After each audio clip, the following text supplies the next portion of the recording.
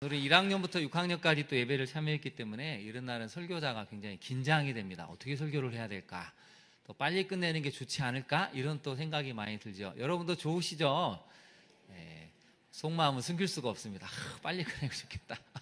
네, 이럴 때 아니라고 좀 했어야 되는데 빨리 끝내야 될 것 같습니다. 동의가 되시죠? 네, 그래도 내라고 하십니다. 네, 여전히 속마음은 숨길 수가 없습니다.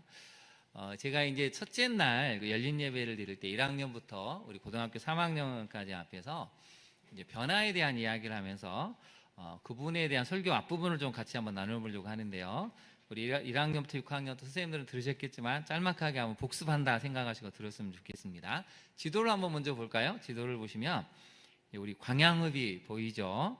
우리가 살고 있는 지역이 여기에 나와 있습니다. 고략도 보이고 태인도 보이고 옥곡도 보입니다. 여러분이 어디 사는지 잘 보이십니까?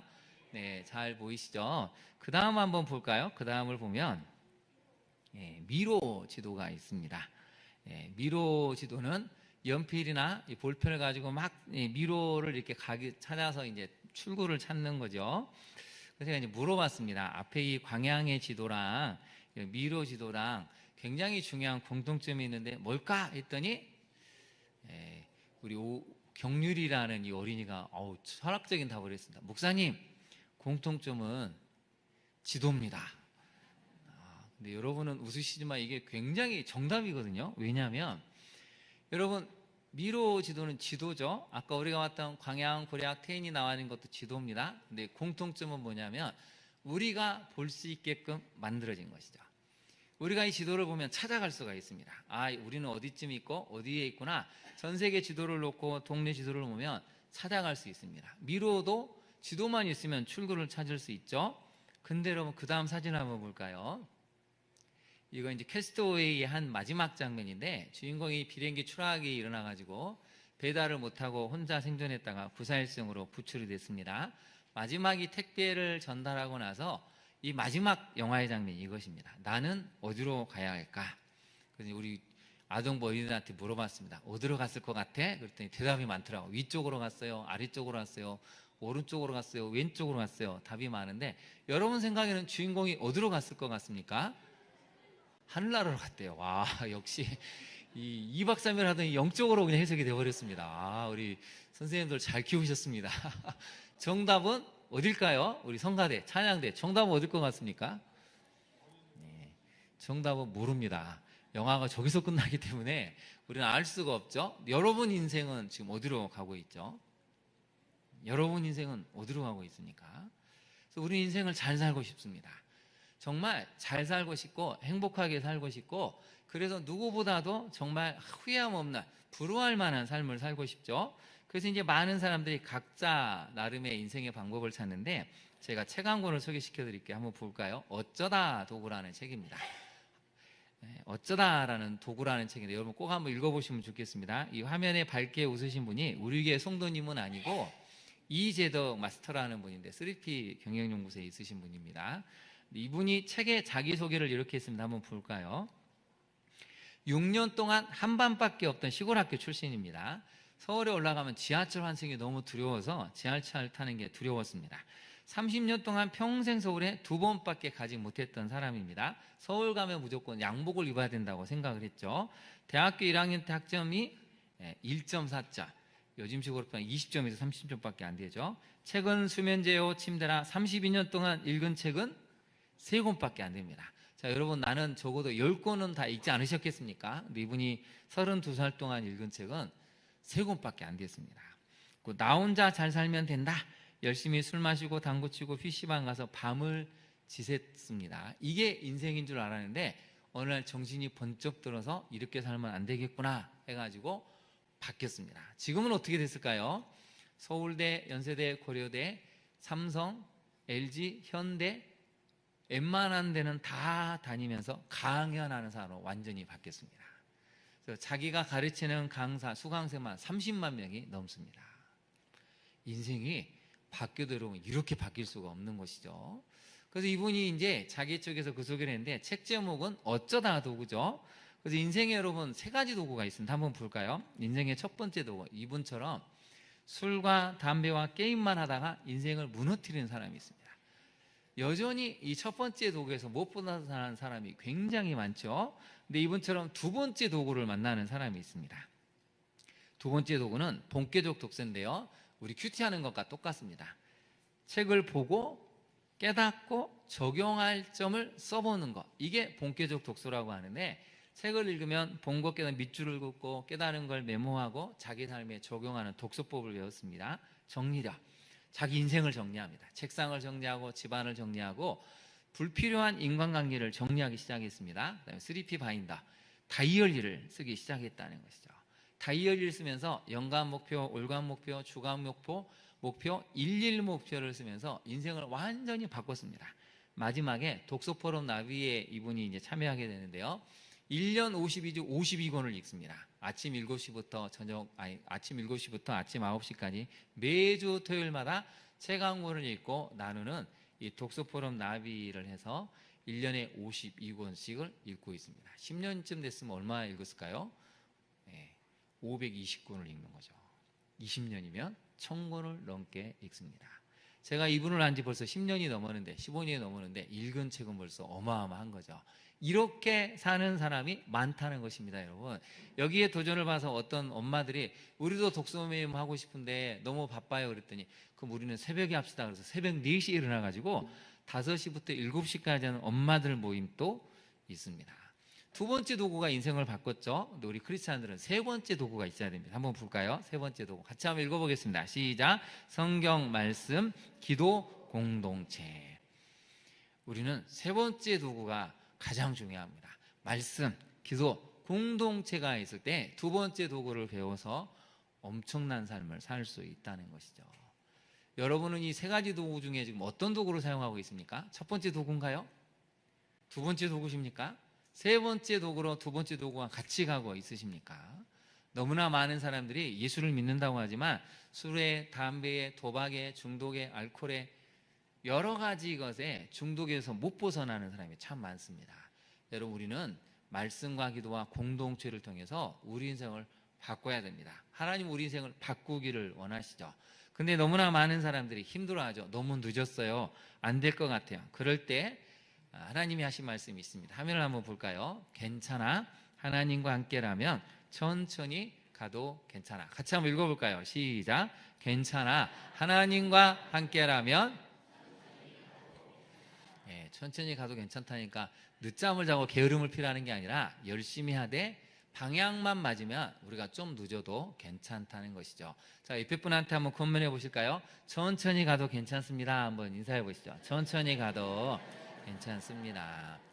우리는 너무 빨라서 문제지, 여러분, 하나님이 함께 하시면 가장 느린 게 가장 빠를 수 있고, 하나님이 없으면 가장 빠른 게 가장 늦게 될 수도 있습니다.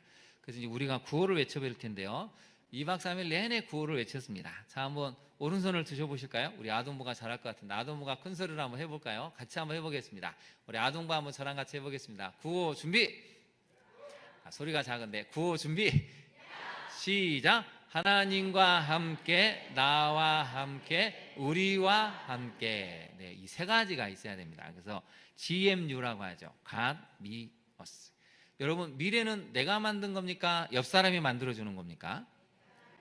부모가 만들어주나요? 내가 만드는 거죠. 근데 하나님과 함께 해야 되고 혼자서는 못 갑니다. 우리와 함께 공동체가 있어야 된다는 것이죠. 자, 구호 준비하면 우리 정교현 성도님들 오른손을 주시고 야 하고 답해주시기 바랍니다. 구호 준비. 한번 크게 외쳐보겠습니다. 근데 마지막에 우리와 함께 할 때는 옆 사람 얼굴을 보고 하시는 겁니다. 한번 옆 사람 얼굴을 살짝 바라보세요. 그 연습을 하셔야 됩니다. 자, 다시 한번 구호 준비. 시작. 하나님과 함께, 나와 함께, 우리와 함께. 네, 이렇게 만들어 가신 우리 성도님들이 되시기를 바랍니다. 우리가 이제 성경학교를 마치면 굉장히 부모들이 기대감이 큽니다. 일찍 일어나서 자기 이불도 개고 청소도 하고 아침에 탁 일어나서 큐티도 하고 엄마 밥 먹고 도서관 갈 거야, 운동할 거야, 이런 일은 별로 잘 일어나지 않습니다. 근데 서서히 변하는 거죠. 서서히 어떤 변화가 와서 인계점이 탁 뜨면 확 바뀝니다. 그 작업을 하기 위해서 우리가 성경학교를 하고 수련회를 하는 것이죠. 그럼 영상을 한번 잠깐 보실까요? 하도 여러분이 많이 지치신 것 같아서 이 영상을 한번 보고 한번 은혜의 시간을 가졌으면 좋겠습니다. 지금은 사랑을 전부대 아버지 하나님의 주신 역자와 성령의 감동과 역사하시는 이곳이 물려 채널이 간 지금부터 아멘. 내 친구부터 주여 한번 부르고 주여 한번 외치고 기도를 시작합니다. 주여! 주여! 우리 안나가시니 은희 역자를 속에 앙샤가 여치니 앙약의 역사를 용량하시고 하나님을 역자하시고 앙약 아닌 영약 역자 여치고 앙약 곡자하는 속 앙약의 역자하시고 은혜 주신 하나님 복장하는 속에 은혜 주신 하나님 신자가사 하나님의 의지를 역사하시며 그 하나님의 글을 역사하시고 지금부터 예수님의 이름으로 기도합니다. 아멘. 찬송가 199장 찬송함으로 예배를 마치겠습니다. 수요 예배입니다. 너의 서당하는 새끼도에 여섯들라 어머니는 무대 위에 앉아서 때는 담아 채통에 있으니 우리 성령심을 서당합니다. 기하고 기하고 기하다 우리 어머니가 들려주신 도 재미있게 믿다가 채통에 있으니 성경심이 서당합니다. 옛날 용병신 없던 옛날 용병신 없던 아니 내내 성공과 무대 임금 다윗한 역사와 주의 손 엘리야 병거 타고 왔는데 올라가던 길을 기억합니다. 아멘.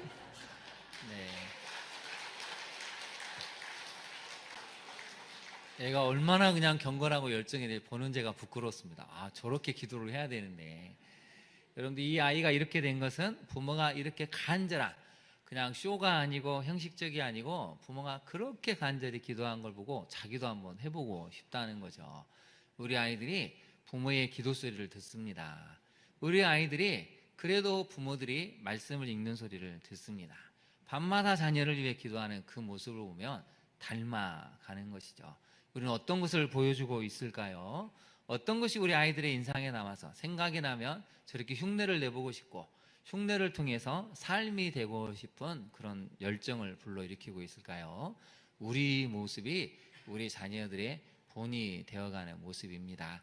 앞으로 우리 교회도 우리 자녀들도 누군가 한번 저 이렇게 영상을 한번 찍어서 보내는 날이 오기를 믿습니다. 네, 우리도 한번 그렇게 만들어 봤으면 좋겠습니다. 시간이 없는데 오늘 말씀을 한번 잠깐 들어가 볼까요? 오늘 말씀을 보시면 예레미야의 이야기로 시작이 됩니다. 1절을 한번 보실까요? 베냐민 땅 아나돗의 제사장들 중 hil기야의 아들 예레미야의 말이다. 예레미야가 이제 자기 인생에 대해서 고백하는 내용이 시작이 되는데요. 중요한 것은 아나돗이라는 땅입니다. 이 아나돗은 어떤 땅일까요? 아주 이게 유명한 그 역사적 배경이 있는데요. 열왕기상을 한번 볼까요? 열왕기상 2장 26절에서 27절을 보면 제가 한번 말씀을 봉독해 드리겠습니다. 왕이 제사장 아비아달에게 이르되 솔로몬 왕이 아비아달에게 말합니다. 내 고향 아나돗으로 가라. 너는 마땅히 죽을 자이로되 내가 내 아버지 다윗 앞에서 주 여호와의 궤를 메었고 또 내 아버지가 모든 환난을 받을 때에 너도 환난을 받았은즉 내가 오늘 너를 죽이지 아니하노라 하고 아비아달을 쫓아내어 여호와의 제사장 직분을 파면하니 여호와께서 실로에서 엘리의 집에 대하여 하신 말씀을 응하게 함이더라. 노란색 부분만 같이 한번 읽어볼까요? 하신 말씀을 응하게 함이더라. 여러분 그래서 아나돗에다가 한번 메모해 보실까요? 이게 100년 정도 지난 시점입니다. 100년에서 120년 지난 시점에 솔로몬 왕이 아도니아의 편을 들어서 반역을 일으켰던 이 아도니아 편을 들었던 아비아달 제사장에게 하신 말이죠. 내가 너를 죽이진 않을 텐데 이제는 너의 고향 아나돗으로 가라는 것입니다. 지도를 한번 볼까요? 지도를 보면 아나돗은 예루살렘에서 한 4.8km, 5km 정도 떨어져 있는 곳입니다. 굉장히 가깝죠. 제사장들이 모여있는 땅인데 이제 이 아비아달 집안은 완전히 망했습니다. 하나님이 하신 말씀이 엘리사에게 그대로 이루어져서 제사장이긴 한데 제사장으로서 기능과 역할과 책무를 감당하지 못하고 완전히 배제되었다는 것이죠. 여러분, 이 오늘 본문을 보면 아나돗의 제사장, 바로 이 예레미야가 살았던 땅인데요. 아비아달부터 대대로 그 사람들이 살았다면 굉장히 많은 제사장 가문이 그 지역에 형성이 되었을 것입니다. 근데 그 땅은 슬픔과 우울과 뭔가 알 수 없는 깊은 탄식이 있는 곳이죠. 근데 그곳에서 하나님이 예레미야를 부르셨다는 것입니다. 이제 나이가 20살에서 25살밖에 되지 않았는데 이 슬픔이 있고 탄식이 있고 아픔이 있고 미래가 보이지 않는 그곳에서 하나님이 예레미야를 부르셨다는 것이죠. 여러분, 이건 굉장히 중요한 메시지입니다. 여러분이 살고 있는 곳이 혹시 아나돗은 아닌가요? 여러분의 가정은 어떻습니까? 여러분의 가정도 아나돗처럼 슬픔이 있고 웃는 것 같은데 마음에 불안함이 있고 늘 뭔가 되지 않는 것 같아서 탄식만 있는 그런 삶을 10년이고 20년이고 살아오지 않았습니까? 근데 하나님이 그 땅에 예레미야를 통해서 희망을 주신다는 것이죠. 그래서 오늘 본문 첫 번째 메시지를 한번 살펴볼까요? 주보 가운데를 한번 잠깐 펼쳐보시겠습니다. 여러분 같이 한번 읽어보겠습니다. 시작. 말씀이 들리는 사람이 긴 세월 공동체와 사랑 곁에 끝까지 있게 됩니다. 하나님의 말씀이 임하였죠. 슬픔과 절망과 미래에 대한 기대를 전혀 꿈꿀 수 없는, 만나는 사람마다 그저 불안하고 불투명한 미래 때문에 한숨과 탄식만 있는 이곳에 하나님이 예레미야를 선지자로 부르셔서 새로운 희망을 보여주셨다는 것이죠. 그래서 여러분, 우리가 해야 될 일은 말씀이 들리는 사람으로 살아가야 하는 것입니다. 우리 아동부 아이들이 어렸을 때부터 말씀이 들리는 사람으로 어린이로 큰다면 이 아이들이 가정을 바꾸고 세상을 바꿀 수 있다는 것이죠. 요즘 너무나 많은 아이들이 힘이 듭니다. 공부에 지치고 게임에 스마트폰에 자기도 자기가 안 되는 걸 아는 것이죠. 근데 말씀이 들릴 때 이것을 극복해 갈 수 있다는 것입니다. 하나님은 아나돗에서 태어나서 자라났던 예레미야에게 이제 제사장이 아닌 선지자의 일을 맡기시는데요. 2절을 한번 볼까요? 언제였냐면 요시야 왕이 다스리던 13년째, 이제 개혁이 막 불타오르고 많은 사람들이 희망을 갖고 우리나라 다시 행복해질 수 있구나, 우리나라 다시 부강해질 수 있구나, 완전히 망해버린 나라가 새로운 왕이 등장하면서 희망을 주고 기대감을 주고 우리도 옛날 다윗 왕 솔로몬 때 차지했던 그 엄청난 영토를 회복하고 하나님의 살아계심을 드러낼 수 있겠구나, 희망에 찬 기대가 있을 때 하나님이 예레미야를 부르셨다는 것입니다. 여러분, 얼마나 가슴이 뜨거웠겠습니까? 얼마나 기대감에 찼겠습니까? 나도 한번 이것을 해보고 싶었는데 이제는 제사장이 아닌 선지자의 역할을 하라는 것이죠. 그래서 여러분 2절과 3절과 4절을 보면 임하다라는 단어가 3번이나 나오죠. 거기다 한번 동그라미를 쳐보실까요? 여호와의 말씀이 예레미야에게 임하였다. 예레미야에게 임하니라. 우리 4절은 중요하니까 같이 한번 읽어볼까요? 시작. 여호와의 말씀이 누구에게 임했다고요? 내게라는 것입니다. 거기다 한번 별표를 해보시죠. 우리 아동머리들만 저를 한번 따라해 볼까요? 하나님의 말씀이 내게 임했습니다. 네, 우리 아동부 아이들에게도 하나님의 말씀이 한 명 한 명 임해야 한다는 것입니다.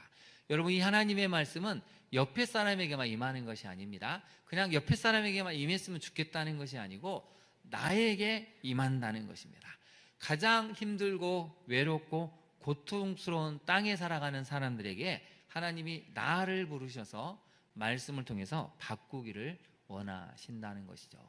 그래서 여러분, 내가 말씀이 임하면 좀 가난해도 불행해도 과거가 어찌했든 간에 잊어버리고 싶은 과거일지라도 말씀이 임하면 그곳에서 새롭게 시작할 수 있다는 것이죠. 근데 이제 문제가 있습니다. 잘 되고 좋을 때 말씀이 임하면 얼마나 좋겠습니까? 근데 여러분 3절을 한번 볼까요?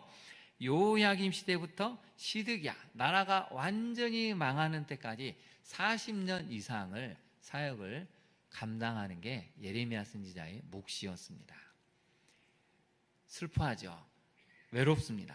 누구도 자신의 말에 귀를 기울이지 않죠. 근데 여러분 1번을 다시 한번 볼까요? 메시지를 보시면 말씀이 들리는 사람이 긴 세월 공동체와 사랑 곁에 끝까지 있게 된다는 것이죠. 그게 중요합니다. 그 다음 밑줄을 그어보실까요? 곁에서 끝까지라는 것이죠. 예레미야 선지자는 너무 힘든 사역을 감당했습니다. 나라가 망할 때까지 옆에서 끊임없이 말씀을 선포해야 됐고, 망하는 걸 알면서도 그 곁을 떠날 수가 없었습니다. 여러분, 우리는 그런 사람이죠. 나를 힘들게 한 사람 떠나고 싶습니다. 나를 평생 괴롭히는 사람 떠나는 게 당연하죠. 근데 하나님은 예레미야 선지자에게 그럼에도 불구하고 너는 나라가 망하는 그 순간에까지도, 망한 이후에도 너는 그 사람들 곁에서 그래도 말씀을 들려주고 곁에 있어줘야 한다고 하나님이 부탁을 하셨습니다. 그래서 여러분 4절에 보면 여호와의 말씀이 내게 임한다는 말은 끝까지 곁에 있어주라는 말이죠. 여러분 이걸 이렇게 읽어볼까요? 여호와의 말씀이 내게 해당, 우리 이름을 넣어서 한번 읽어보겠습니다. 시작. 여호와의 말씀이 내게 임하니라. 말씀이 임한 우리 성도님들로 살아가시기를 바랍니다. 근데 이제 이 예레미야도 하고 싶었던 것 같아요. 그래서 나는 좀 하고 싶은데 6절을 한번 볼까요? 슬프도소이다 주 여호와여 보소서 나는 나이라 말할 줄을 알지 못합니다. 너무 어려서, 여기서 말하는 건 나이가 어리다는 게 아니고 세상 물정도 모르고 사람들과 관계하는 것도 서툴고 이 백성들이 어떻게 할 줄 모르는데 제가 어떻게 하겠습니까? 세상을 잘 알지 못합니다 라고 했는데 5절을 한번 볼까요? 5절에 보면 중요한 얘기가 나오죠. 5절 말씀 같이 한번 읽어보겠습니다. 내가 너를 모태에 짓기 전에 너를 알았고 너가 배에서 나오기 전에 너를 성별하였고 너를 여러 나라의 선지자로 세웠노라. 자, 우리 아동부 어린이들에게 한번 물어볼 텐데 네 아니요로 한번 답해 보세요. 자, 우리 아동부 어린이들은 아빠를 잘 압니까? 잘 모르겠습니까? 우리 아동부 어린이들 아빠를 잘 알아요? 몰라요? 잘 아는 것 같고 모르는 것 같고. 엄마는 잘 압니까? 모릅니까? 엄마는 근데요. 아빠들 좀 회개해야 될 것 같습니다. 아빠는 반응을 안 하잖아요. 반응을. 왜 아빠들은 모를까요? 너무 일을 열심히 해야 되고 밤늦게 들어와서 모릅니까? 근데 엄마는 안 돼요. 자, 그러면 다시 한번 물어보겠습니다. 그러면 엄마는 여러분을 잘 알까요? 모를까요? 엄마가 자주 하는 말이 너는 어째서 누구를 닮았니? 왜 속을 썩이니? 잘 몰라. 이렇게 말합니까? 역시 내 아들, 딸이야. 너희가 너를 너무 잘 알아. 이렇게 얘기합니까? 어느 쪽이죠? 네, 집에 가서 한번 물어봤으면 좋겠어요. 근데 여러분, 우리도 우리를 잘 모르잖아요. 우리도 자식을 낳으면 도대체 내 아들인데 딸인데 무슨 생각을 하는지, 뭘 얘기하는지, 속마음이 뭔지 궁금하죠? 근데 여러분, 오늘 성경을 한번 볼까요? 성경을 보면 놀라운 이야기를 합니다. 내가 너를 모태에 짓기 전에, 너 엄마한테 임신할 때부터가 아니라 모태에 있기 전부터 알았다는 것입니다. 이거 우리 인간의 이성으로 이해할 수가 없습니다. 근데 하나님은 예레미야에게 말씀하신 거죠. 너가 엄마 뱃속에 임신하기 전부터 너를 알았다는 것입니다.